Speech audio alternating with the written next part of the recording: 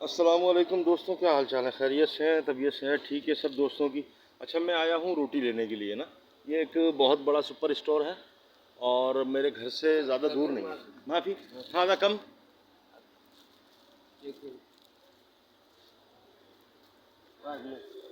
वाह दोनों। ओके। तो मैं आया था रोटी लेने के लिए और जो रोटी मैं खाता हूँ वो ये है ब्राउन ब्रेड।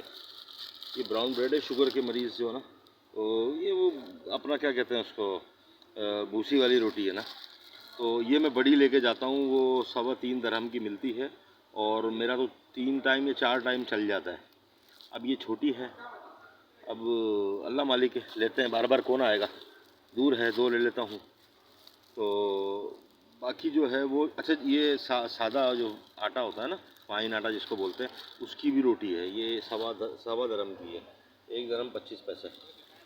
और इसमें जो बड़ी वाली रोटी है ना, ये बड़ी वाली रोटी है और ये सादा आटे की है और ये 3 दरम की आती है।